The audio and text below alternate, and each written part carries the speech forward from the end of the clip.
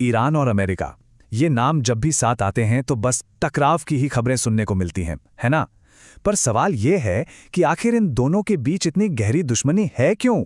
चलिए, इस 70 साल पुरानी कहानी की जड़ों तक चलते हैं और समझते हैं इसे शुरू से।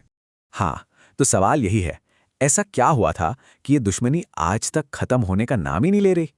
देखिए, इस पूरी गुत्थी को सुलझाने के लिए हमें टाइम में थोड़ा पीछे जाना होगा, उस दौर में जब सारा का सारा खेल तेल का था। बिल्कुल, इस पूरे झगड़े की जड़ तेल ही है।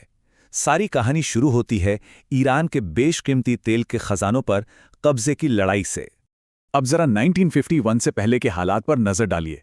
ये सुनकर शायद यकीन न हो, ईरान को अपने ही तेल से होने वाले मुनाफे का मिलता था सिर्फ 16%।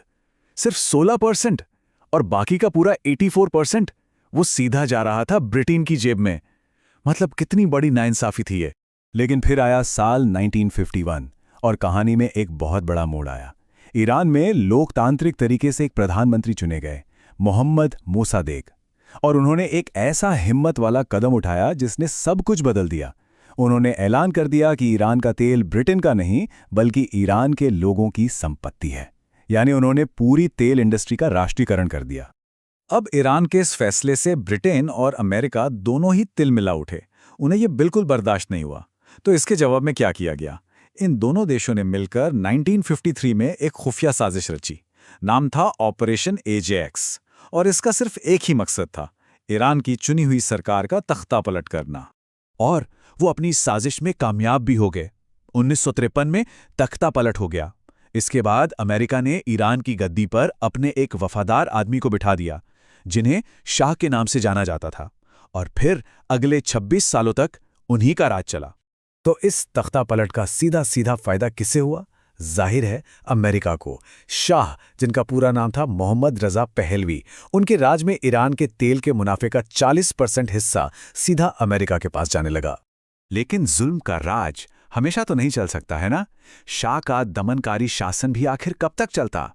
और इसी शासन ने एक ऐसी क्रांति को जन्म दिया जिसने ईरान का नक्शा ही बदल कर रख दिया। और यहीं से शुरू हुई एक बहुत बड़े बंधक संकट की कहानी। देखिए, शाह अपनी गद्दी बचाने के लिए किसी भी हद तक जा सकते थे।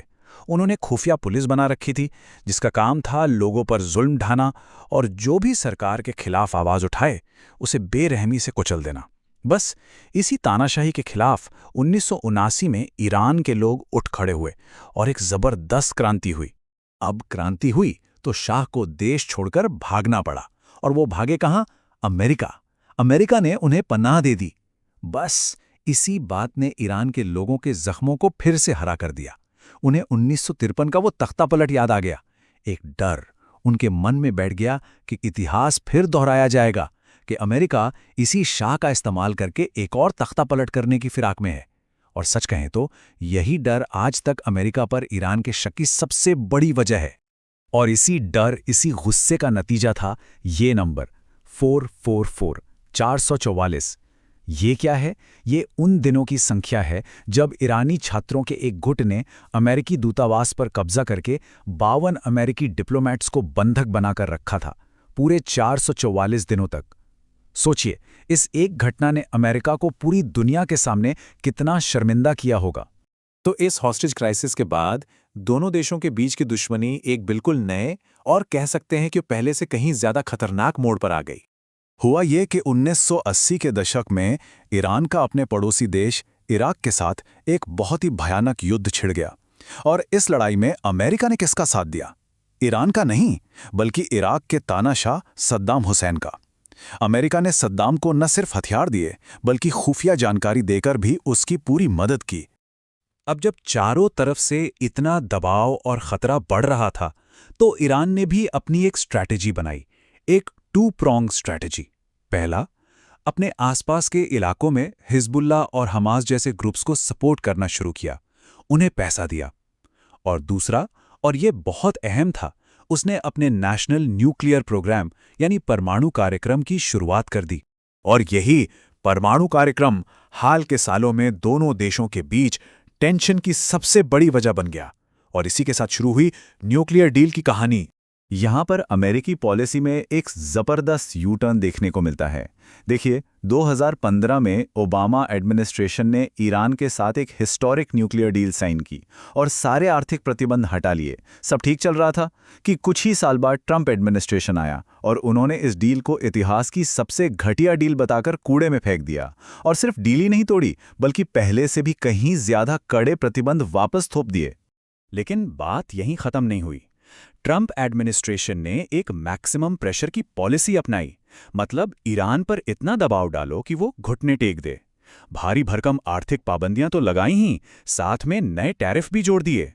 और तो और कोशिशें यहां तक हुईं कि ईरान के अंदर ही गृह युद्ध जैसे हालात पैदा करके सरकार को उखाड़ फेंका जाए। अब जो सोर्स हम देख रहे हैं उसका निष्कर्ष ये है कि जब दबाव बनाने के ये सारे तरीके फेल हो गए तो आखिर में अमेरिका और इजराइल ने मिलकर ईरान पर हमला कर दिया। तो ये हैं एक के बाद एक दखलंदाजी और फिर उसका बदला। एक ऐसा न खत्म होने वाला सिलसिला जो पिछले 70 सालों से यूं ही चला आ रहा है। अब सवाल ये उठता है कि क्या ये सिलसिला कभी टूटेगा, और अगर हाँ, तो इसे तोड़ेगा कौन और कैसे?